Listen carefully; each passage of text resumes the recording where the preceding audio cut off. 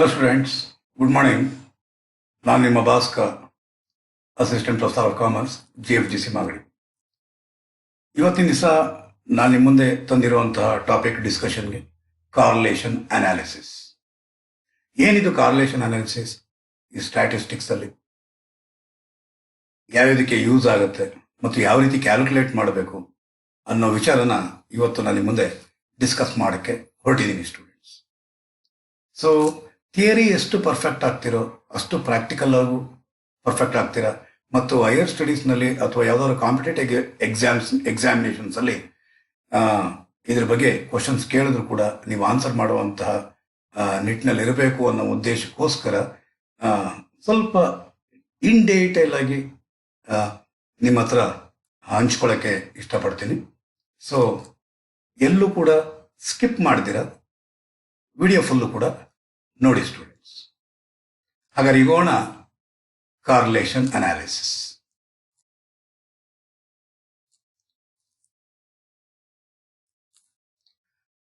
Okay students, correlation. Correlation shows the relationship between two variables. ಎರಡು ವೇರಿಯೇಬಲ್ಗಳ ನಡುವೆ ಯಾವ ರೀತಿ ರಿಲೇಶನ್ಶಿಪ್ ಇದೆ ಅಂತ ಹೇಳೋದೇನೆ ಕಾರ್ಲೇಷನ್. ಸ್ಟ್ಯಾಟಿಸ್ಟಿಕ್ಸ್ನಲ್ಲಿ ಇದೊಂದು ಟೂಲ್ ಕೊಟ್ಟಿದ್ದಾರೆ, ಆ ಟೂಲ್ ಹೆಸರೇ ಕಾರ್ಲೇಷನ್. ಅಂದರೆ ಕಾರ್ಲೇಷನ್ ಅಂದರೆ ಎರಡು ವೇರಿಯೇಬಲ್ಗಳ ನಡುವೆ ಎಷ್ಟು ಮಾತ್ರದಲ್ಲಿ ರಿಲೇಶನ್ಶಿಪ್ ಇದೆ ಅಂತ ಹೇಳೋದೇ ಕಾರ್ಲೇಷನ್. ಅಂದರೆ extent of relationship between two variables. ಎರಡು ವೇರಿಯೇಬಲ್ಗಳ ನಡುವೆ ಇರುವಂತಹ ರಿಲೇಶನ್ಶಿಪ್ ಅಂತ ಹೇಳ್ಬೋದು, ಅಥವಾ ಕನೆಕ್ಷನ್ ಅಂತ ಹೇಳ್ಬೋದು, ಅಥವಾ ಇಂಟರ್ ಡಿಪೆಂಡೆನ್ಸ್ ಅಂತ ಹೇಳ್ಬೋದು. ಈ ಎರಡು ವೇರಿಯೇಬಲ್ಗಳ ನಡುವೆ ಇರುವಂತಹ ಕನೆಕ್ಷನ್ ಅಥವಾ ರಿಲೇಶನ್ಶಿಪ್ ಎಷ್ಟು ಮಾತ್ರದಲ್ಲಿದೆ ಅಂತ ಹೇಳೋದೇ ಈ ಕಾರ್ಲೇಷನ್. ಕಾರ್ಲೇಷನ್ ಉದಾಹರಣೆಗೆ ಈ ಯಾವ factors affecting on onion. Onion ಅಂದರೆ ಈರುಳ್ಳಿಗೆ ಯಾವ್ಯಾವ ರೀತಿ ಡಿಮ್ಯಾಂಡ್ ಬರೋಕ್ಕೆ ಅವಕಾಶ ಇದೆ, ಡಿಮ್ಯಾಂಡ್ ಯಾವ ರೀತಿ ಎಫೆಕ್ಟ್ ಆಗುತ್ತೆ ಆನಿಯನ್ನ ಡಿಮ್ಯಾಂಡ್ ಮೇಲೆ. The factors which are affecting on the demand of the onion. ಆನಿಯನ್ನ ಡಿಮ್ಯಾಂಡ್ನ ಮೇಲೆ ಯಾವ ಅಂಶಗಳು ಬೀರುತ್ತೆ. ಒಂದು ಪ್ರೈಸ್ ಆಗಿರ್ಬೋದು, ಅಂದರೆ ಬೆಲೆ ಜಾಸ್ತಿ ಆದರೆ ಆಟೋಮೆಟಿಕ್ ಆಗಿ ಏನಾಗುತ್ತೆ, ಡಿಮ್ಯಾಂಡ್ ಆಟೋಮೆಟಿಕ್ ಆಗಿ ಕಡಿಮೆ ಆಗಿರುತ್ತೆ. ಉದಾಹರಣೆಗೆ ಹೇಳಬೇಕು ಅಂತಂದರೆ, ಲಾಸ್ಟ್ ವೀಕ್ನಲ್ಲಿ ನಾನು ಮಾರ್ಕೆಟ್ಗೆ ಹೋಗಿದ್ದೆ. ಮಾರ್ಕೆಟ್ಗೆ ಹೋಗಲಿಕ್ಕೆ ಮುಂಚೆ ಇಲ್ಲಿ 100 ರೂಪೀಸ್ ತೊಗೊಂಡು ಹೋಗಿದ್ದೆ. ನನ್ನ ಟಾರ್ಗೆಟ್ ಇದು 1 kg onion, 1 kg beans, other ಕೊತ್ತಂಬರಿ, ಕರ್ಬೇವಿನ ಸೊಪ್ಪು ಇದೆಲ್ಲ ಸೇರಿಸಿ ಟೋಟಲ್ ಆಗಿ 100 ರೂಪೀಸ್ಗೆ ತರಬೇಕು ಅಂತ ಹೇಳಿ ನಾನು ಹೋಗಿದ್ದು. ಮಾರ್ಕೆಟ್ಗೆ ಹೋಗಿ ನಾನು ಆನಿಯನ್ನ ಕೇಳಿದ ತಕ್ಷಣ ಸುಸ್ತಾಗ್ಬಿಟ್ಟೆ. ಆನಿಯನ್ನ ಬೆಲೆ 120 ರೂಪೀಸ್ ಪರ್ kg ಇದೆ. ನಾನು ತಗೊಂಡೋಗಿರೋದು 100 ರೂಪೀಸ್. ನಾನು 3 ಐಟಮ್ನ ತಗೊಂಡು ಹೋಗಬೇಕು. 1 kg ಆನಿಯನ್ನು, 1 kg ಬೀನ್ಸು, ಜೊತೆಗೆ ಕೊತ್ತಂಬರಿ, ಕರ್ಬೇವಿನ ಸೊಪ್ಪು ಕೂಡ ತೊಗೊಂಡೋಗ್ಬೇಕಾಯ್ತು 10 ರೂಪಾಯಿಗೆ. ಇದೊಂದು 40ರಿಂದ 50 ರೂಪಾಯಿ ಇರುತ್ತೆ, ಇದೊಂದು 50 ರೂಪಾಯಿ ಇರುತ್ತೆ, ಇದೊಂದು 40 ರೂಪಾಯಿ ಇರುತ್ತೆ, ಇದೊಂದು 10 ರೂಪಾಯಿ ಇರುತ್ತೆ. ಟೋಟಲ್ ಆಗಿ ಇಷ್ಟು ಸಾಕು ಅಂತ ನಾನು ತಗೊಂಡು ಹೋಗಿದ್ದು. ಬೀನ್ಸ್ 40 ರೂಪಾಯಿ ಹಾಗೇ ಇದೆ, ಇದು 10 ರೂಪಾಯಿ ಹಾಗೇ ಇದೆ, ಕೊತ್ತಂಬರಿ, ಕರ್ಬೇವಿನ ಸೊಪ್ಪಿನ ಬೆಲೆ. ಆದರೆ ಆನಿಯನ್ ಬೆಲೆ 50 ರೂಪಾಯಿ ಅಂತ ನಾನು ಹೋಗಿದ್ದಾಗ ಮಾರ್ಕೆಟ್ನಲ್ಲಿ 120 ರೂಪಾಯಿ ಅಂತ ಹೇಳ್ತಿದ್ದಾರೆ. ಕಡಿಮೆ ಮಾಡ್ಕೊಳಪ್ಪ ಅಂತ ಚೌಕಾಸಿ ಮಾಡೋದಕ್ಕೆ ಅವನು 100 ರೂಪೀಸ್ ಪರ್ kg ಅಂತ ಹೇಳ್ದ. ಈಗ ನಾನು ನಾನು 100 ರೂಪೀಸ್ ಇಟ್ಕೊಂಡೋಗಿದ್ದೀನಿ, ಇದು 1 kg ತಗೊಂಡಿದ್ದೀನಿ, ಇದು 10 ರೂಪಾಯಿಗೆ ತಗೊಂಡಿದ್ದೀನಿ, ನನ್ನ ಹತ್ರ 50 ರೂಪಾಯಿ ಇದೆ. 1 kg ತಗೊಂಡ್ಬರ್ಬೇಕಾ, ಅರ್ಧ kg ತಗೊಂಡ್ಬರ್ಬೇಕಾ? ತಗೊಂಡ್ಬರ್ತೀನೋ? ಆಬ್ವಿಯಸ್ಲಿ ನಾನೇನು ಮಾಡಿದೆ, ನೀವು ಥಿಂಕ್ ಮಾಡ್ತಾ ಇರೋ ಹಾಗೇನೆ ಅರ್ಧ kg ಆನಿಯನ್ನ ತಗೊಂಡ್ಬಂದೆ ನಾನು. ಅಂದರೆ ಪ್ರೈಸ್ ಜಾಸ್ತಿ ಆದಾಗ ಅದಕ್ಕೆ ಡಿಮ್ಯಾಂಡ್ ಏನಾಗುತ್ತೆ, ಆಟೋಮೆಟಿಕ್ ಆಗಿ ಏನಾಗುತ್ತೆ, ಕಡಿಮೆ ಆಗ್ತಾ ಹೋಗುತ್ತೆ. ಅದೇ ಮಾರ್ಕೆಟ್ನಲ್ಲಿ ಅಕಸ್ಮಾತ್ ಏನಾದ್ರು ಟೊಮೆಟೊ 10 ರೂಪಾಯಿ 5 kg ಅಂತ ಹೇಳ್ಬಿಟ್ಟಿದ್ರೆ ನಾನು ಬೀನ್ಸ್ನ ಅರ್ಧ kg ತಗೊಂಡು ಟೊಮೆಟೊನ ನಾನು 10 ರೂಪಾಯಿಗೆ ಜಾಸ್ತಿ ತಗೊಂಡ್ಬರ್ತಾ ಇದ್ದೆ, 5 kg ತಗೊಂಡ್ಬರ್ತಾ ಇದ್ದೆ. ಸಹಜ ಅಲ್ವಾ? ಏನಾಗಿದ್ರೆ ಪ್ರೈಸ್ ಕಡಿಮೆ ಆದಂಗೆಲ್ಲ ಡಿಮ್ಯಾಂಡ್ ಏನಾಗುತ್ತೆ, ಆಟೋಮೆಟಿಕ್ ಆಗಿ ಜಾಸ್ತಿ ಆಗುತ್ತೆ. ಎಷ್ಟು ಮಾತ್ರದಲ್ಲಿ ಈ ಡಿಮ್ಯಾಂಡ್ಗೂ ಮತ್ತು ಪ್ರೈಸ್ಗೂ, ಈ ಪ್ರೈಸ್ ಮತ್ತು ಡಿಮ್ಯಾಂಡ್ ಇವೆರಡಕ್ಕೂ ಎಷ್ಟು ಮಾತ್ರದಲ್ಲಿ ರಿಲೇಶನ್ಶಿಪ್ ಇದೆ, ಸಂಬಂಧ ಇದೆ, ಕನೆಕ್ಷನ್ ಇದೆ, ಇಂಟರ್ ಡಿಪೆಂಡೆನ್ಸ್ ಎಷ್ಟು ಮಾತ್ರದಲ್ಲಿದೆ ಅಂತ ಹೇಳೋದೆ ಈ ಕಾರ್ಲೇಷನ್ ಆಗಿರುತ್ತೆ ಸ್ಟೂಡೆಂಟ್ಸ್. ಆ ಡಿಮ್ಯಾಂಡ್ ಮೇಲೆ ಎಫೆಕ್ಟ್ ಮಾಡೋದು ಇನ್ನೊಂದು ಫ್ಯಾಕ್ಟರ್ ಇದೆ, ಈ income of the consumer.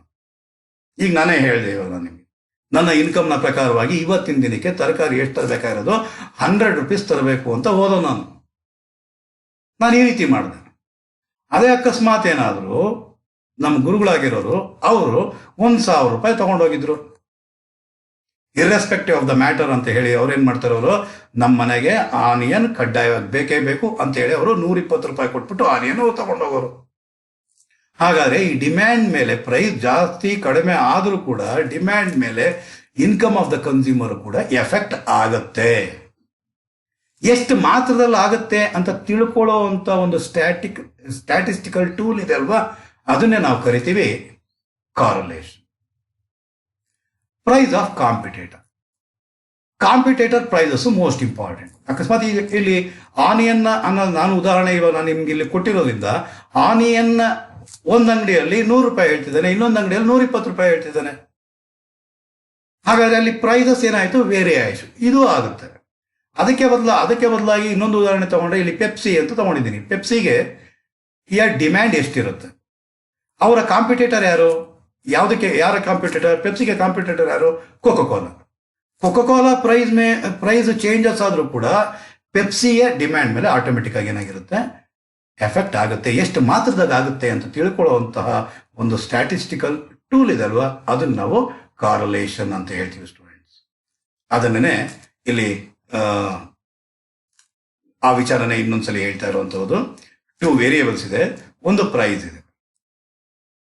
ಆನಿಯನ್ನ demand, ಈ ಪ್ರೈಸಸ್ ಫ್ಲಕ್ಚುಯೇಷನ್ ಆದ ಮೇಲೆ ಡಿಮ್ಯಾಂಡ್ ಮೇಲೆ ಏನು ಎಫೆಕ್ಟ್ ಆಗ್ತಿದೆ ಅಂತ ಕಂಡುಹಿಡಿಬೇಕಾಗಿರುತ್ತೆ.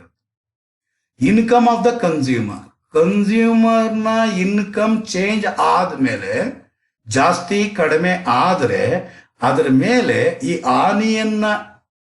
ಆನಿಯನ್ನ ಡಿಮ್ಯಾಂಡ್ ಮೇಲೆ ಎಷ್ಟು ಎಫೆಕ್ಟ್ ಆಗುತ್ತೆ ಅಂತ ಕಂಡುಹಿಡಿಯುವಂಥದ್ದೇ ಕಾರ್ಲೇಷನ್ ಆಗಿರುತ್ತೆ.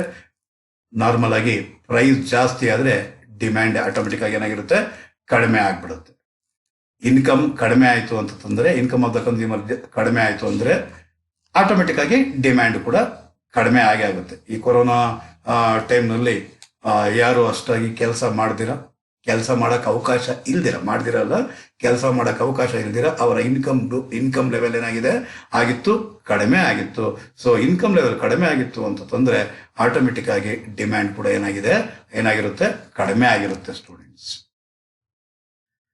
ಸೊ ನಾನು ಸ್ಟ್ರೈಟ್ ಆಗಿ ಆಕ್ಚುಲ್ ಆಗಿ ಕಾರ್ಲೇಷನ್ ಅನ್ನೋದಕ್ಕೆ ಬಂದ್ಬಿಟ್ಟೆ. ಆಕ್ಚುಲ್ ಆಗಿ ಈ ವಿಚಾರ ನಿಮ್ಮ ಹತ್ರ ಮೊದಲು ಹಂಚ್ಕೊಬೇಕಾಗಿತ್ತು. ಏನು ಹಂಚ್ಕೊಬೇಕಾಗಿತ್ತು ಅಂದರೆ, ಲಾಸ್ಟ್ ಸೆಮಿಸ್ಟರ್ಲಿ ಅಥವಾ ಲಾಸ್ಟ್ ಚಾಪ್ಟ್ರಲ್ಲಿ ನೀವು ಏನು ಕ್ಯಾಲ್ಕುಲೇಟ್ ಮಾಡಿದ್ರಿ, ಮೀನ್ ಕ್ಯಾಲ್ಕುಲೇಟ್ ಮಾಡಿದ್ರಿ, ಮೀಡಿಯನ್ ಕ್ಯಾಲ್ಕುಲೇಟ್ ಮಾಡಿದ್ರಿ, ಮೋಡ್ ಕ್ಯಾಲ್ಕುಲೇಟ್ ಮಾಡಿದ್ರಿ, ಸ್ಟ್ಯಾಂಡರ್ಡ್ ಡಿವಿಯೇಷನ್, ಸ್ಕ್ಯೂನೆಸ್ ಅನ್ನೋ ಚಾಪ್ಟರ್ಸ್ನ ನೀವು ಸ್ಟಡಿ ಮಾಡಿದ್ರಿ. ಆ ಸ್ಟಡಿ ಮಾಡುವಂತಹದ್ದು ಯಾವುದ್ರ ಮೇಲಾಗಿತ್ತು ಅಂದರೆ, ಓನ್ಲಿ 1 ವೇರಿಯಬಲ್ ಇನ್ವಾಲ್ವ್ ಆಗಿತ್ತು. Okay, say for example marks in stats, ಇದರ ಆವ್ರೇಜ್ನ ಕಂಡಿಡಿರಿ, ಅರ್ಥಮೆಟಿಕ್ ಮೀನ್ ಕಂಡಿಡಿರಿ, ಮೋಡ್ ಕಂಡಿಡಿರಿ, ಈ ರೀತಿ ಇತ್ತು. ಹಾಗಾದರೆ ಒಂದೇ ಒಂದು ವೇರಿಯಬಲ್ನ ಇನ್ವಾಲ್ವ್ ಮಾಡಿಕೊಂಡು ನಾವು ಸ್ಟಡಿ ಮಾಡುವಂತಹ ಒಂದು ಮೆಥಡ್ನ ನಾವೇನಂತ ಕರಿತೀವಿ ಅಂದರೆ ಯೂನಿವೇರೇಟ್ ಸ್ಟಡಿ ಅಂತ ಕರಿತೀವಿ. ಇಷ್ಟು ದಿನ ನೀವು ಮಾಡಿದ್ದು ಯೂನಿವೇರೇಟ್ ಸ್ಟಡಿ ಆಗಿತ್ತು ಸ್ಟೂಡೆಂಟ್ಸ್. ಹಾಗಾದರೆ ಇವತ್ತಿನ ಚಾಪ್ಟರ್ ನಾನು ನಿಮ್ಗೆ ಹೇಳ್ತಾ ಇರೋದು ಏನು ಅಂತಂದ್ರೆ ಬೈವೇರಿಯೇಟ್ ಸ್ಟಡಿ.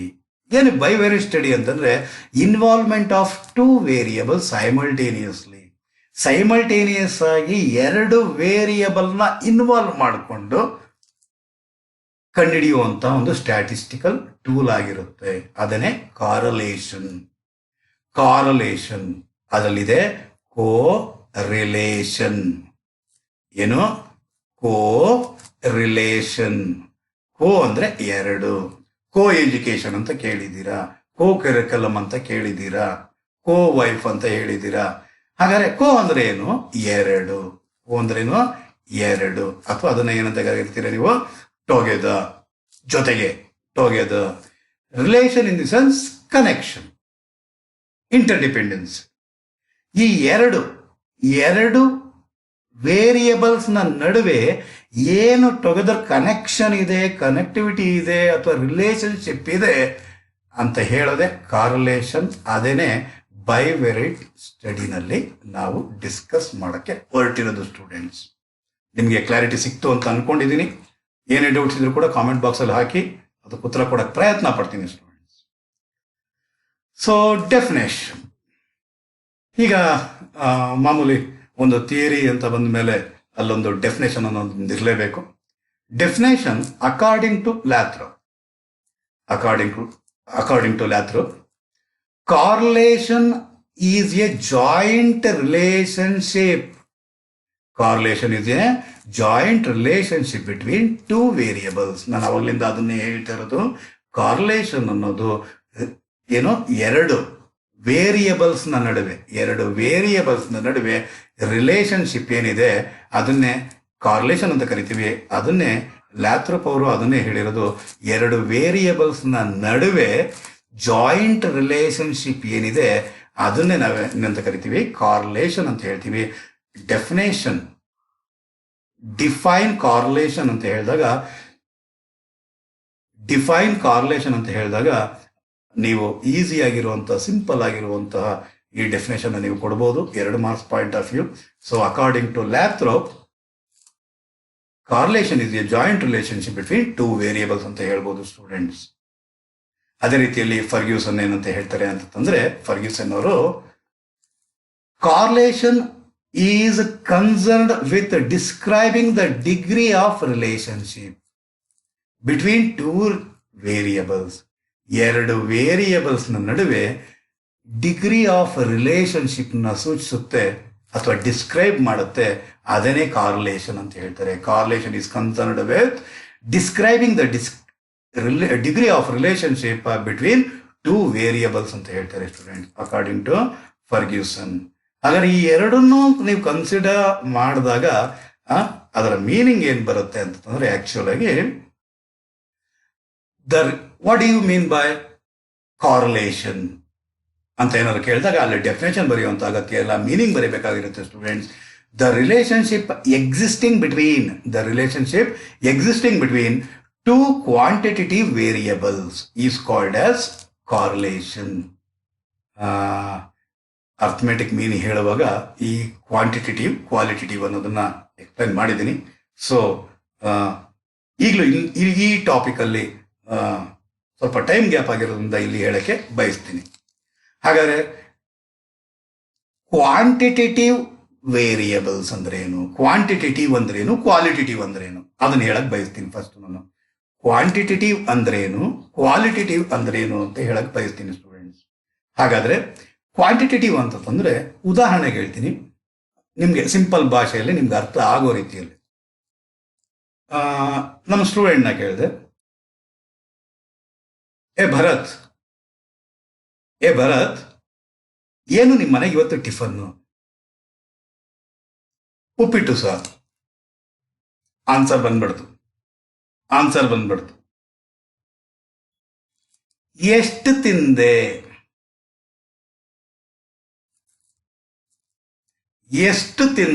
Question mark. ಮೂರನೇ ಕ್ವಶನ್ ಹಾಕಿದ್ದವನ್ಗೆ ಹೆಂಗಿತ್ತು?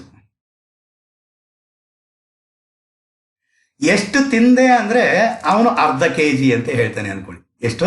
ಅರ್ಧ ಕೆಜಿ ಅಂತ ಹೇಳ್ತಾನೆ. That's a quantity. 1 spoon, 2 spoon, 1 bucket, 1 ಅಂಡೆ, ಏನು ಹೇಳ್ತಾನೆ ಅದು ಕ್ವಾಂಟಿಟಿ. ಎಷ್ಟು ತಿಂದ ಅದು ಕ್ವಾಂಟಿಟಿ ಸ್ಟೂಡೆಂಟ್. ಹೆಂಗಿತ್ತು? ಸೂಪರ್ ಆಗಿತ್ತು ಸರ್, ಚೆನ್ನಾಗಿತ್ತು ಸರ್, ಓಕೆ ಓಕೆ ಸರ್. ಅದು ಕ್ವಾಲಿಟಿನ ಎಕ್ಸ್ಪ್ರೆಸ್ ಮಾಡುತ್ತೆ. ಭಾಸ್ಕರ್ ಸರ್ ನೋಡಕ್ ಹೆಂಗಿದ್ದಾರೆ? ಭಾಸ್ಕರ್ ಸರ್ನ ನೋಡಿದ್ಯಾ? ಹೌದು. ಹೆಂಗಿದ್ದಾರೆ? ಹೆಂಗಿದ್ದಾರೆ ಅಂತ ಕೇಳಿದಾಗ ನೀವು ಕ್ವಾಲಿಟಿ ಹೇಳ್ತೀರಾ, ಕ್ವಾಂಟಿಟಿ ಹೇಳ್ತೀರಾ? 68 kg ಇದ್ದಾರೆ ಸರ್. 68 kg ಇದ್ದಾರೆ ಅನ್ನೋದು ಕ್ವಾಂಟಿಟಿ. ಹೆಂಗಿದ್ದಾರೆ? ಸೂಪರ್ ಆಗಿದ್ದಾರೆ ಸರ್, ಚೆನ್ನಾಗಿದ್ದಾರೆ ಸರ್. ಕರಿಯ ಸರ್ ಆದ್ರೆ ಏನ್ ಹೇಳ್ತಾರೆ? ಏನ್ ಹೇಳ್ತಾರದು? ಕ್ವಾಲಿಟಿ. ಹಾಗಾದ್ರೆ ನಿಮ್ಗೆ ಅರ್ಥ ಆಯ್ತು ಅನ್ಸುತ್ತೆ ಸ್ಟೂಡೆಂಟ್ಸ್. Quantitative, qualitative ಅಂದ್ಬಿಟ್ಟಿದೆ. ಹಾಗಾದ್ರೆ ಕಾರ್ಲೇಷನ್ ಬಿಲ್ಡಪ್ ಮಾಡುವಂತಹದ್ದು ಈ ಕ್ವಾಂಟಿಟೇಟಿವ್ ವೇರಿಯಬಲ್ಸ್ನ ನಡುವೆ ರಿಲೇಶನ್ಶಿಪ್ನ ಬಿಲ್ಟ್ ಮಾಡೋದೇ ಕಾರ್ಲೇಷನ್ ಆಗಿರುತ್ತೆ. ಇದರಲ್ಲೇ ಮುಂದಕ್ಕೆ ಕ್ವಾಂಟಿಟೇಟಿವ್, ಕ್ವಾಲಿಟೇಟಿವ್ ಮತ್ತೆ ನೀವು ಸ್ಟಡಿ ಮಾಡ್ತೀರಾ. ರ್ಯಾಂಕ್ ಕಾರ್ಲೇಷನ್ ಅಂದ್ಬಿಟ್ಟಿದೆ. Okay, anyway. So the correlation, sorry, the relationship existing between two quantitative variables is known as correlation. ಅರ್ಥ ಆಗಿದೆ ಅನ್ಸುತ್ತೆ ಸ್ಟೂಡೆಂಟ್ಸ್. ಲ್ಯಾಥ್ರಪ್ನ ಅವರ ಡೆಫಿನೇಷನ್ ನೋಡಿದ್ರಿ, ಫರ್ಗ್ಯೂಸನ್ನ ಡೆಫಿನೇಷನ್ ನೋಡಿದ್ರಿ, ಮತ್ತು ಮೀನಿಂಗ್ ನೋಡಿದ್ದೀರಾ ಸ್ಟೂಡೆಂಟ್ಸ್. ಈಗ ನಾವು ಹೋಗೋಣ. ಕಾರ್ಲೇಷನ್ ಅನಾಲಿಸಿಸ್ ಅನ್ನೋದು ಏನಕ್ಕೋಸ್ಕರ ಬಂತು, ಏನದು ಹೆಲ್ಪ್ ಮಾಡುತ್ತೆ ನಮಗೆ? Correlation analysis helps in direction of relationship. Direction of relationship ನ ಸೂಚಿಸುತ್ತೆ. ಅದು positive correlation, negative correlation, no correlation, ಅದು ಡೈರೆಕ್ಷನ್ ತೋರಿಸುತ್ತೆ. ಅದೇನೆ ಕಾರ್ಲೇಷನ್ ಅನಾಲಿಸಿಸ್ ಇನ್ನೊಂದನ್ನು ಹೇಳುತ್ತೆ, ಡಿಗ್ರಿ ಆಫ್ ರಿಲೇಶನ್ಶಿಪ್. ಅಂದ್ರೆ ವ್ಯಾಲ್ಯೂ, ಅಂದ್ರೆ ಮ್ಯಾಗ್ನಿಟ್ಯೂಡ್, ಅಂದ್ರೆ ಒಂದು ಮ್ಯಾಥಮೆಟಿಕಲ್ ವ್ಯಾಲ್ಯೂನಲ್ಲಿ ತೋರಿಸುತ್ತೆ. ಈ ಕಾರ್ಲೇಷನ್ ಅನ್ನೋದು ಮ್ಯಾಥಮೆಟಿಕಲ್ ವ್ಯಾಲ್ಯೂನಲ್ಲಿ ತೋರಿಸುವಂತಹದ್ದು ಒಂದು ಟೂಲ್ ಆಗಿರುತ್ತೆ. Correlation analysis which helps in direction of relationship. Either two variables are in positive or in negative mode ಅಂತ ಹೇಳುತ್ತೆ. ಅದೇ ರೀತಿ ಯಾವ ಡೈರೆಕ್ಷನ್ ಅಲ್ಲಿ ಅಂತ ಹೇಳುತ್ತೆ. ಅದೇ ರೀತಿಯಲ್ಲಿ ಡಿಗ್ರಿ ಆಫ್ ರಿಲೇಶನ್ಶಿಪ್ ಅದು ಯಾವ ಅದನ್ನ ಸೂಚಿಸುತ್ತೆ, ಎಷ್ಟು ಡಿಗ್ರಿನಲ್ಲಿದೆ ಅಂತ ಹೇಳೋದೇ ಈ ಕಾರ್ಲೇಷನ್ ಅನಾಲಿಸಿಸ್ ಸ್ಟೂಡೆಂಟ್ಸ್. ಇದನ್ನ ನೀವು ಅರ್ಥ ಮಾಡ್ಕೊಳ್ಳಿಕ್ಕೆ ಒಂದು 10 ಎಕ್ಸಾಂಪಲ್ಸ್ನ ಕೊಟ್ಟಿದ್ದೀನಿ. ಈಗ ಆ 10 ಎಕ್ಸಾಂಪಲ್ಸ್ನ ನೋಡಿಕೊಂಡು ನಾವು ಮುಂದಕ್ಕೆ ಹೋಗೋಣ. So example number 1, good harvest, good rainfall. ಚೆನ್ನಾಗಿ ಮಳೆ ಬಂತು, ಮಳೆ ಚೆನ್ನಾಗಿ ಬಂತು. ಆ ಮಳೆ ಬಂದಿದ್ದಕ್ಕೆ ಎಷ್ಟು ಮಾತ್ರದಲ್ಲಿ, to what extent good harvest ಆಯ್ತು? ಅಥವಾ ಈ ಒಳ್ಳೆ ಬೆಳೆ ಬರೋದಕ್ಕೆ ರೈನ್ಫಾಲ್ ಎಷ್ಟು ಮಾತ್ರದಲ್ಲಿ ಸಹಾಯ ಮಾಡಿದೆ, ಎಷ್ಟು ರಿಲೇಶನ್ಶಿಪ್ ಇದೆ ಇದರ ನಡುವೆ? ಅದನ್ನೇ ಇನ್ನೊಂದು ರೀತಿಯಲ್ಲಿ ಹೇಳ್ತೀವಿ, ಗುಡ್ ಹಾರ್ವೆಸ್ಟ್, ಒಳ್ಳೆ ಬೆಳೆ ಬಂದಿದೆ, ಬಂಪರ್ ಬೆಳೆ ಬಂದಿದೆ, ಒಳ್ಳೆ ಬೆಳೆ ಬಂದಿದೆ. ಆ ಒಳ್ಳೆ ಬೆಳೆ ಬಂದಿರುವಂತಹದ್ದು ಯಾವುದರಿಂದ? ಫರ್ಟಿಲೈಸರ್ ಹಾಕಿರೋದಕ್ಕ, ಮಳೆ ಬಂದಿರೋದಕ್ಕ, ಅಥವಾ ಫರ್ಟಿಲೈಸರ್ ಹಾಕಿರೋದಕ್ಕ? ಎರಡೂ ಓಕೆ, ಎರಡೂ ಕರೆಕ್ಟ್ ಆಗಿದೆ. ಆದರೆ ಎಷ್ಟು ಮಾತ್ರದಲ್ಲಿ, ಟು ವಾಟ್ ಎಕ್ಸ್ಟೆಂಟ್ ಅಂತ ಹೇಳದೆ ಕಾರ್ಲೇಷನ್. ಒಳ್ಳೆ ಮಳೆ ಬಂದಿದೆ, ಅದಕ್ಕೋಸ್ಕರ ಒಳ್ಳೆ ಮಳೆ ಅಂದ್ರೆ ಮಳೆ ಜಾಸ್ತಿ ಆಯಿತು ಅಂದರೆ ಬೆಳೆನೂ ಕೂಡ ಜಾಸ್ತಿ ಆಗುತ್ತೆ ಸ್ಟೂಡೆಂಟ್ಸ್. ಮಳೆ ಕಡಿಮೆ ಆಯಿತು ಅಂದರೆ ಹಾರ್ವೆಸ್ಟ್ ಕೂಡ ಕಡಿಮೆ ಆಗಿದೆ. ಫರ್ಟಿಲೈಸರ್ ನಾವು ಕಡಿಮೆ ಹಾಕಿದ್ರೆ ಬೆಳೆನೂ ಕೂಡ ಏನಾಗಿರುತ್ತೆ? ಆಟೋಮೆಟಿಕ್ ಆಗಿ ಕಡಿಮೆ ಆಗಿರುತ್ತೆ. ಫರ್ಟಿಲೈಸರ್ ನಾವು ಚೆನ್ನಾಗಿ ಹಾಕಿರೋದಕ್ಕೆ ಏನಾಗಿದೆ? ಬೆಳೆ ಏನಾಗಿದೆ? ಜಾಸ್ತಿ ಆಗಿದೆ. ಇವೆರಡಕ್ಕೂ ರಿಲೇಶನ್ಶಿಪ್ ಇದೆಯಾ? ಹೌದು, ಆಬ್ವಿಯಸ್ಲಿ ಇದೆ. ಬೆಳೆಗೂ ಮತ್ತು ಫರ್ಟಿಲೈಸರ್ಗೂ ರಿಲೇಶನ್ಶಿಪ್ ಇದೆ. ಎಷ್ಟು ಮಾತ್ರದಲ್ಲಿ? ಮಳೆಗೂ ಬೆಳೆಗೂ ಸಂಬಂಧ ಇದೆ, ಎಷ್ಟು ಮಾತ್ರದಲ್ಲಿ ಅಂತ ಕಂಡುಹಿಡಿಯುವಂತಹದೇ correlation. Temperature sale of ice cream. ಚಳಿಗಾಲದಲ್ಲಿ ಐಸ್ ಕ್ರೀಮ್ ತಿನ್ನೋರು ವಿರಳ, ಏನು ಕಡಿಮೆ ಜನ ಇರ್ತಾರೆ. ಏಪ್ರಿಲ್ ಮೇನಲ್ಲಿ ಬಿಸಿಲು ಸುಡ್ತಾ ಇರುತ್ತೆ, ಕೋಲ್ಡ್ ಡ್ರಿಂಕ್ಸ್ ಹಾಕೊಳ್ಳಿ ಅಥವಾ ಐಸ್ ಕ್ರೀಮ್. ಟೆಂಪರೇಚರ್ ಜಾಸ್ತಿ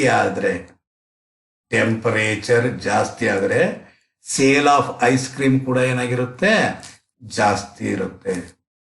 ಟೆಂಪರೇಚರ್ ಕಡಿಮೆ ಆಯಿತು ಅಂದ್ರೆ ಸೇಲ್ ಆಫ್ ಐಸ್ ಕ್ರೀಮ್ ಏನಾಗಿರುತ್ತೆ, ಅದು ಕೂಡ ಕಡಿಮೆ ಇರುತ್ತೆ. ಈ ಟೆಂಪರೇಚರ್ಗೂ ಮತ್ತು ಸೇಲ್ ಆಫ್ ಐಸ್ ಕ್ರೀಮ್ಗೂ ಏನಾದರೂ ರಿಲೇಶನ್ಶಿಪ್ ಇದೆಯಾದ್ರೆ obviously yes. To what extent? ಅದೇ ರೀತಿಯಲ್ಲಿ ಕೊರೋನಾ ಬಂತು, ಐಸ್ ಕ್ರೀಮ್ ತಿನ್ಬೇಡ್ರಿ ಅಂದ್ರು. ಈವನ್ ಬಿಸಿಲುಗಾಲ ಆದ್ರೂ ಕೂಡ ಸೇಲ್ ಆಫ್ ಐಸ್ ಕ್ರೀಮ್ ಏನಾಯ್ತು, ಕಡಿಮೆ ಆಯಿತು ಬಿಕಾಸ್ ಆಫ್ ಕೊರೋನಾ.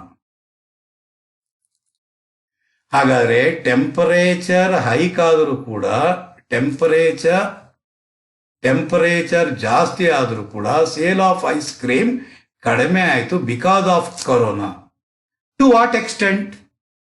ಎಷ್ಟು ಮಾತ್ರದಲ್ಲಿ ಕಡಿಮೆ ಆಯಿತು? ತಿನ್ನೋರು ತಿಂದೇ ತಿಂತಾರೆ, ಎಷ್ಟು ಮಾತ್ರದಲ್ಲಿ ಕಡಿಮೆ ಆಯಿತು ಅಂತ ನಾವು ಸ್ಟಡಿ ಮಾಡ್ತೀವಲ್ಲ, ಆ ಸ್ಟಡಿ ಮಾಡೋದಕ್ಕೆ ಒಂದು ಟೂಲ್ ಇದೆಯಲ್ಲ ಸ್ಟೂಡೆಂಟ್ಸ್, ಆ ಒಂದು ಸ್ಟ್ಯಾಟಿಸ್ಟಿಕಲ್ ಟೂಲ್ ನಾವೇನಂತ ಕರಿತೀವಿ, ಕಾರಲೇಷನ್. ಈಗ ನನ್ನ ಲೆಕ್ಚರ್ ನೀವೆಲ್ಲ ಕೇಳ್ತಾ ಇದ್ದೀರಾ, ನನ್ನ ಲೆಕ್ಚರ್ ಕ್ವಾಲಿಟಿ ಚೆನ್ನಾಗಿದ್ರೆ, ಜಾಸ್ತಿ ಇದ್ರೆ ಯೂಟ್ಯೂಬ್ನಲ್ಲಿ ನನ್ನ ಸಬ್ಸ್ಕ್ರೈಬರ್ ಏನಾಗಿರ್ತಾರೆ, ಆಬ್ವಿಯಸ್ಲಿ ಏನಾಗಿರ್ತಾರೆ, ಜಾಸ್ತಿ ಇರ್ತಾರೆ. ನನ್ನ ಲೆಕ್ಚರಿಂಗ್ ಕ್ವಾಲಿಟಿ ಕಡಿಮೆ ಇತ್ತು ಅಂದ್ರೆ ಯೂಟ್ಯೂಬ್ನಲ್ಲಿ ಸಬ್ಸ್ಕ್ರೈಬರ್ ಏನಾಗ್ತಾರೆ, ಆಟೋಮೆಟಿಕ್ ಆಗಿ ಕಡಿಮೆ ಆಗಿ ಆಗ್ತಾರಲ್ಲ ಸ್ಟೂಡೆಂಟ್ಸ್. ಈ ಕ್ವಾಲಿಟಿ ಆಫ್ ಲೆಕ್ಚರ್ ಮತ್ತು ನಂಬರ್ ಆಫ್ ಸಬ್ಸ್ಕ್ರೈಬರ್, ಈ ಎರಡು ವೇರಿಯೇಬಲ್ಸ್ ನಡುವೆ ಏನಾದರೂ ರಿಲೇಶನ್ಶಿಪ್ ಇದೆಯಾ ಅಂತ ಕ್ಯಾಲ್ಕುಲೇಟ್ ಮಾಡುವಂತ ಟೂಲೇ ಕಾರಲೇಷನ್. ನಾನು ಹೊಸದಾಗಿ ಟೈಪಿಂಗ್ ಕಲಿತಾ ಇದ್ದೀನಿ ಅಂದ್ರೆ ಎಕ್ಸ್ಪೀರಿಯನ್ಸ್ ಕಡಿಮೆ ಇದೆ ಸ್ಟೂಡೆಂಟ್ಸ್. ನನ್ನ ಎಕ್ಸ್ಪೀರಿಯನ್ಸ್ ಏನಿದೆ, ಟೈಪಿಂಗ್ ಎಕ್ಸ್ಪೀರಿಯನ್ಸ್ ಏನಿದೆ, ಕಡಿಮೆ ಇದೆ. ಹಾಗಾದ್ರೆ ಟೈಪಿಂಗ್ ಎಕ್ಸ್ಪೀರಿಯನ್ಸ್ ಕಡಿಮೆ ಇತ್ತು ಅಂದ್ರೆ ಸ್ಟಾರ್ಟಿಂಗ್ ಅಲ್ಲಿ ಪ್ಲೀಸ್ ಟೈಪಿಂಗ್ ಎರರ್ಸ್, ತಪ್ಪುಗಳು ಏನ್ ಮಾಡ್ತೀರಾ, ಆಬ್ವಿಯಸ್ಲಿ ಜಾಸ್ತಿ ಇರುತ್ತೆ. ಅದೇ ಅಕಸ್ಮಾತ್ ಏನಾದ್ರು ನನ್ನ ಟೈಪಿಂಗ್ ಎಕ್ಸ್ಪೀರಿಯನ್ಸ್ ಏನಾದ್ರು ಜಾಸ್ತಿ ಇದ್ರೆ ನಾನು ಮಾಡುವಂತ ತಪ್ಪುಗಳು ಆಬ್ವಿಯಸ್ಲಿ ಏನಾಗಿರುತ್ತೆ, ಕಡಿಮೆ ಇರುತ್ತೆ ಸ್ಟೂಡೆಂಟ್ಸ್. ಹೌದೋ ಇಲ್ವೋ? ಹಾಗಾದ್ರೆ ಎಷ್ಟು ಮಾತ್ರದಲ್ಲಿ ಕಡಿಮೆ ಇರುತ್ತೆ? ಇವೆರಡರ ನಡುವೆ ಟೈಪಿಂಗ್ ಎಕ್ಸ್ಪೀರಿಯನ್ಸ್ ಮತ್ತು ಟೈಪಿಂಗ್ ಎರರ್ಸ್, ಇವೆರಡರ ನಡುವೆ ಯಾವ ರೀತಿ ರಿಲೇಶನ್ಶಿಪ್ ಇದೆ ಅಂತ ಹೇಳೋದೆ ಕಾರಲೇಷನ್. Age, eyesight. ನೋಡಿ, ನನಗೆ 49 ವರ್ಷ ವಯಸ್ಸು, ಇನ್ನ 5 ತಿಂಗಳು ಹೋದ್ರೆ 50 ವರ್ಷ. ಆಲ್ರೆಡಿ ಬ್ರದರ್ ಬಂದಿದ್ದಾರೆ ಇಲ್ಲಿ. ನನ್ನ ಐಸೈಟ್, ನನ್ನ ಏಜ್ ಜಾಸ್ತಿ ಆದ ಹಾಗೆಲ್ಲ ಐಸೈಟ್ ಏನಾಗುತ್ತೆ, ದೃಷ್ಟಿ ಕಡಿಮೆ ಆಗ್ತಾ ಹೋಗುತ್ತೆ. ಏಜ್ ಕಡಿಮೆ ಇರೋರಿಗೆ ದೃಷ್ಟಿ ಜಾಸ್ತಿ ಇರುತ್ತೆ. ಹೌದೋ ಇಲ್ವೋ? ಸೊ ಇವೆರಡರ ನಡುವೆ, ಈ ಎರಡು ವೇರಿಯಬಲ್ ನಡುವೆ ಏನು ರಿಲೇಶನ್ಶಿಪ್ ಇದೆ ಅಂತ ಹೇಳುವಂತಹದೇ please correlation. You are right students. Consumption of oil and speed of bike. ಯಾಕೆ ನೀವು ಬೈಕ್ನ ಓಡಿಸ್ತೀರಾ, ಅಲ್ಲಿ ಸ್ಪೀಡೋಮೀಟರ್ ನೀವು ನೋಡಿರಲ್ಲ ಅನ್ಸುತ್ತೆ ಸ್ಟೂಡೆಂಟ್ಸ್. ಸ್ಪೀಡೋಮೀಟರ್ ಅಲ್ಲಿ ನೋಡಿ, ಅಲ್ಲಿ 0 to 10 or 15 ಆದ್ಮೇಲೆ ಒಂದು ಎಕಾನಮಿ ಅಂತ ಗ್ರೀನ್ ಇರುತ್ತೆ. ಅಲ್ಲಿವರೆಗೂ ನಾರ್ಮಲ್ ಆಗಿ ನಡ್ಕೊಂಡು ಹೋಗುತ್ತೆ. ನಾವು ಯಾವಾಗ 50 ಮೇಲೆ ನಾವು ಸ್ಪೀಡ್ನ ಜಾಸ್ತಿ ಮಾಡಿದ್ರೆ, ಸ್ಪೀಡ್ ಜಾಸ್ತಿ ಆದರೆ ಆಯಿಲ್ ಕನ್ಸಂಪ್ಷನ್ ಕೂಡ ಏನಾಗಿರುತ್ತೆ, ಜಾಸ್ತಿ ಆಗಿರುತ್ತೆ. ಸ್ಪೀಡ್ ಕಡಿಮೆ ಆದ್ರೆ ಅಂದ್ರೆ ಆಯಿಲ್ ಕನ್ಸಂಪ್ಷನ್ ಕಡಿಮೆ ಆಬ್ವಿಯಸ್ಲಿ ಆಗ್ಲೇಬೇಕು ಸ್ಟೂಡೆಂಟ್ಸ್. ಇವೆರಡರ ನಡುವೆ ಅಂದ್ರೆ ಎರಡರ ನಡುವೆ, ಕನ್ಸಂಪ್ಷನ್ ಆಫ್ ಆಯಿಲ್ ಮತ್ತು ಸ್ಪೀಡ್ ಆಫ್ ಬೈಕ್ ನ ನಡುವೆ ಏನು ರಿಲೇಶನ್ಶಿಪ್ ಇದೆ ಅಂತ ಹೇಳುವಂತಹ ಸ್ಟ್ಯಾಟಿಸ್ಟಿಕಲ್ ಟೂಲ್ನೆ ನಾವು ಕಾರಲೇಷನ್ ಅಂತ ಹೇಳ್ತೀವಿ. ಅದೇ ರೀತಿಯಲ್ಲಿ ನಿಮ್ಮ ಬಗ್ಗೆ ಬರ್ತಾ ಇದ್ದೀನಿ, ಡೈರೆಕ್ಟ್ ಆಗಿ ನಿಮ್ಮ ಸ್ಟೂಡೆಂಟ್ಸ್ ಬಗ್ಗೆನೇ ಬರ್ತಾ ಇದ್ದೀನಿ. ಮಾರ್ಕ್ಸ್ ನೀವು ಅಬ್ಟೈನ್ ಮಾಡಿರೋದು ವರ್ಸಸ್ ಯಾವುದು, number of hours watching TV. ಇದು ನೀವೇ ಸೆಲ್ಫ್ ನೋಡ್ಕೊಂಡ್ಬಿಡ್ಬೋದು. ಏನ್ self ನೋಡ್ಕೊಂಡ್ಬಿಡ್ಬೋದು?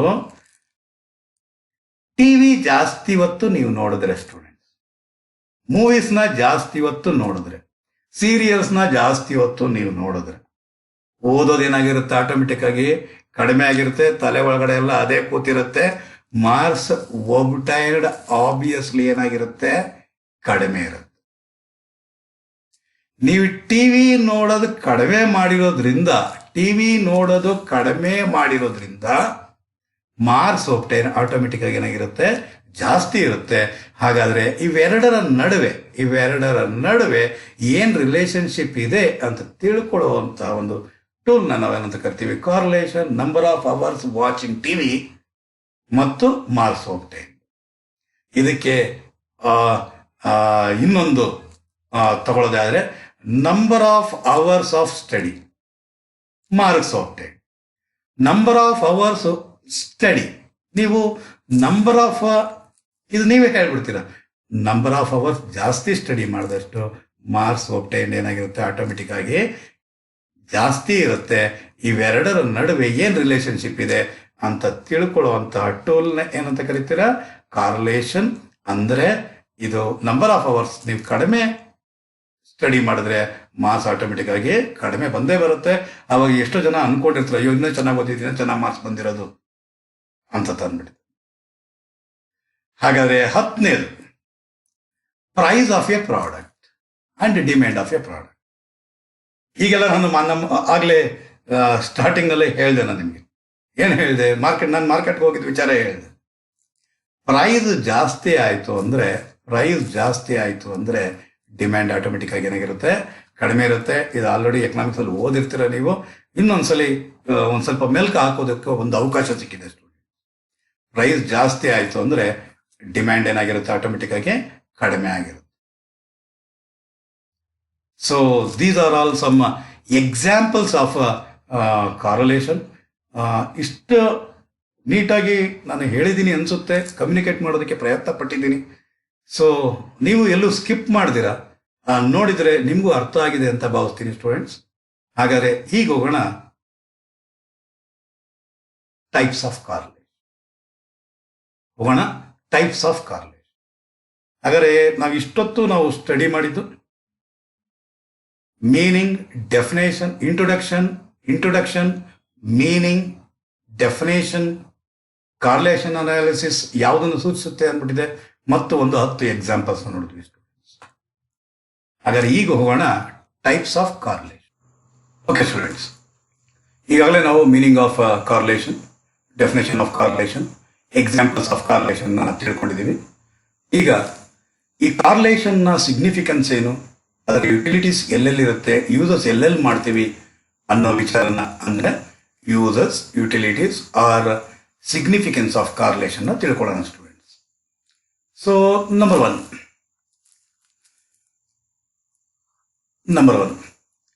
Measuring the relationship between 2 variables. 2 variables ನಡುವೆ ಏನ್ ರಿಲೇಶನ್ಶಿಪ್ ಇದೆ ಅಂತ ಮೆಜರ್ ಮಾಡ್ತೀವಿ. ಅಂದ್ರೆ ಉದಾಹರಣೆಗೆ ಇನ್ಕಮ್ ಮತ್ತು ಸೇವಿಂಗ್ಸ್ನ ನಡುವೆ, ಅಥವಾ ಇನ್ಕಮ್ ಮತ್ತು ಎಕ್ಸ್ಪೆಂಡಿಚರ್ ನಡುವೆ, ಅಥವಾ ಪ್ರೈಸ್ ಮತ್ತು ಡಿಮ್ಯಾಂಡ್ನ ನಡುವೆ, ಈ 2 ವೇರಿಯೇಬಲ್ಸ್ ನಡುವೆ ಯಾವ ರೀತಿ ರಿಲೇಶನ್ಶಿಪ್ ಇದೆ? ಪಾಸಿಟಿವ್ ರಿಲೇಶನ್ಶಿಪ್ ಇದೆಯಾ, ನೆಗೆಟಿವ್ ರಿಲೇಶನ್ಶಿಪ್ ಇದೆಯಾ, ಅಥವಾ ಯಾವ ರೀತಿ ರಿಲೇಶನ್ಶಿಪ್ ಇದೆ ಅಂತ ತಿಳ್ಕೊಳ್ಳೋಕ್ಕೋಸ್ಕರ ಈ ಕಾರ್ಲೇಷನ್ನ ಉಪಯೋಗಿಸ್ತೀವಿ ಸ್ಟೂಡೆಂಟ್ಸ್. ಅದೇ ರೀತಿಯಲ್ಲಿ 2ನೇದು steps in analysing the economic behaviour. ಅಂದ್ರೆ ಈಗ ನಮ್ಮ ಇನ್ಫ್ಲೇಷನ್ ಟೈಮ್ನಲ್ಲಿ ನಮ್ಮ ವೇಜಸ್ ಈಗ ಎಷ್ಟಿದೆ ಅಷ್ಟಿರಬೇಕಾ, ಅಥವಾ ಇನ್ನೂ ಜಾಸ್ತಿ ಆಗಬೇಕಾ? ಅಂದರೆ ಇನ್ಫ್ಲೇಷನ್ ಅಂತಂದರೆ ಪ್ರೈಸಸ್ ಏನಾಗಿದೆ? ಜಾಸ್ತಿ ಆಗಿದೆ. ಈ ಪ್ರೈಸಸ್ ಜಾಸ್ತಿ ಆಗಿರೋದ್ರಿಂದ ವೇಜಸ್ ಎಷ್ಟು ಮಾತ್ರಕ್ಕೆ ಜಾಸ್ತಿ ಮಾಡಬೇಕಾಗಿರುತ್ತೆ, ಅಥವಾ ಸೇವಿಂಗ್ಸ್ ಲೆವೆಲ್ ಎಷ್ಟಿರುತ್ತೆ, ಆ ಸೇವಿಂಗ್ಸ್ ಮಾಡಿರೋದ್ರ ಮೇಲೆ, ಅವರ ಇನ್ಕಮ್ನ ಮೇಲೆ ಟ್ಯಾಕ್ಸ್ ಎಷ್ಟು ಕಲೆಕ್ಟ್ ಆಗ್ತಿದೆ ಅಂತ ಹೇಳಿ ಗೌರ್ನಮೆಂಟ್ಗೂ ಕೂಡ ಇದು ಹೆಲ್ಪ್ ಮಾಡುತ್ತೆ ಸ್ಟೂಡೆಂಟ್ಸ್. ಅದೇ ರೀತಿಯಲ್ಲಿ predict the future, it helps to predicts the future ಅಂತ, ಅಂದರೆ ಫ್ಯೂಚರ್ ಮುಂದಕ್ಕಾಗುವಂತಹದ್ದು ಈಗೇನಾಗಿದೆ, ಉದಾಹರಣೆಗೆ ಒಳ್ಳೆ ಮಾನ್ಸೂನ್ ಬಂದಿದೆ ಅಂತಂದ್ರೆ ರೈನ್ಫಾಲ್ ಚೆನ್ನಾಗಾಗಿದೆ ಅಂತಂದ್ರೆ ಒಳ್ಳೆ ಫುಡ್ ಸಪ್ಲೈ ಆಗುತ್ತೆ. ಫುಡ್ ಸಪ್ಲೈ ಜಾಸ್ತಿ ಆದಷ್ಟು ನಾವೇನು ಎಕ್ಸ್ಪೆಕ್ಟ್ ಮಾಡ್ಬೋದು, ಫಾಲ್ ಇನ್ ಪ್ರೈಸಸ್ ಏನಾಗುತ್ತೆ, ಆಟೋಮೆಟಿಕ್ ಆಗಿ ಕಡಿಮೆ ಆಗುತ್ತೆ ಅಂತ ಎಕ್ಸ್ಪೆಕ್ಟ್ ಮಾಡ್ಬೋದು. ಅಂದರೆ ಕಾಸ್ಟ್ ಆಫ್ ಲಿವಿಂಗ್ ಏನಾಗಿರುತ್ತೆ, ಕಡಿಮೆ ಆಗಿರುತ್ತೆ. ಫುಡ್ ಗ್ರೈನ್ಸ್ ಅಥವಾ ಏನು ಬೆಳೆ ಬೆಳೆದಿರ್ತಾರೋ ಅದ್ರ ಬೆಲೆ ಎಲ್ಲ ಕಡಿಮೆ ಆಗಿರುತ್ತೆ, ಜಾಸ್ತಿ ನಾವು ಕನ್ಸಂಪ್ಷನ್ ಮಾಡ್ಬೋದು ಅನ್ನೋದನ್ನ ಫ್ಯೂಚರ್ನು ಕೂಡ ಇದು ಪ್ರಿಡಿಕ್ಟ್ ಮಾಡುತ್ತೆ. ಅದೇ ರೀತಿಯಲ್ಲಿ ಕಾಮರ್ಸ್ ಮತ್ತು ಇಂಡಸ್ಟ್ರಿ ಕೂಡ ಇದು ಬಹಳಷ್ಟು ಹೆಲ್ಪ್ ಮಾಡುತ್ತೆ. ಯಾವ ರೀತಿ ಅಂದರೆ ಸೇಲ್ಸ್ ಪ್ರೈಸ್, ಕಾಸ್ಟ್, ಪ್ರಾಫಿಟ್ ಎಷ್ಟೆಷ್ಟು ಪ್ರಮಾಣದಲ್ಲಿ ಈ ವೇರಿಯೇಬಲ್ಸು ಯಾವ್ಯಾವ ಮಾತ್ರದಲ್ಲಿ ಎಫೆಕ್ಟ್ ಮಾಡುತ್ತೆ ಈಗಿನ ಪ್ರೆಸೆಂಟ್ ಸಿಚುವೇಶನ್ಗೆ ಅನ್ನೋದನ್ನ ಈ ಒಂದು ಕಾರ್ಲೇಷನ್ ಅನ್ನೋದು ಹೇಳುತ್ತೆ ಸ್ಟೂಡೆಂಟ್ಸ್. ಈಗಿಷ್ಟು ನಾನು ಹೇಳಿದ್ದು uses, utilities, significance of correlation ಅರ್ಥ ಆಗಿದೆ ಅಂತ ಭಾವಿಸ್ತೀನಿ. ಸೊ ಇವತ್ತಿಗೆ ಥಿಯರಿಟಿಕಲ್ ಆಸ್ಪೆಕ್ಟ್ನಲ್ಲಿ ನಾನು ಹೇಳಿರೋದು ನಿಮಗೆ ನೀಟಾಗೆಲ್ಲ ಅರ್ಥ ಆಗಿದೆ ಅಂತ ಭಾವಿಸ್ತೀನಿ.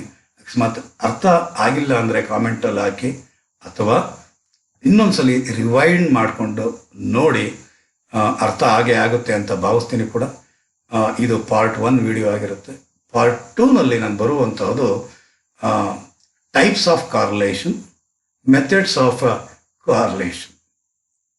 ಕಾರ್ಲೇಷನ್ನ ಸಾಲ್ವ್ ಮಾಡಲಿಕ್ಕೆ methods of correlation. Practicals start ಮಾಡೋದಕ್ಕೆ ಮುಂಚೆ ನಾವು ಆಬ್ವಿಯಸ್ಲಿ ಥಿಯರಿನ ಎಷ್ಟು ಚೆನ್ನಾಗಿ ತಿಳ್ಕೊಂಡಿರ್ತೀವೋ ಅಷ್ಟು ಮುಂದಕ್ಕೆ ಫ್ಯೂಚರ್ಗೆ ಒಳ್ಳೆಯದಾಗುತ್ತೆ ಅಂತ ಭಾವಿಸಿ. ಸೊ ನೆಕ್ಸ್ಟ್ ಈ ವಿಡಿಯೋ ನೋಡಿದ್ದೀರ, ನೆಕ್ಸ್ಟ್ ಪಾರ್ಟ್ 2 ಅನ್ನೋದನ್ನು ಕೂಡ ಸೆಷನ್ 2 ಅಥವಾ ಪಾರ್ಟ್ 2 ಅನ್ನೋದನ್ನು ಕೂಡ ನೋಡಿ ಅರ್ಥ ಮಾಡ್ಕೊಳ್ಳಿ. ಓಕೆ, ಬಾಯ್ ಸ್ಟೂಡೆಂಟ್ಸ್.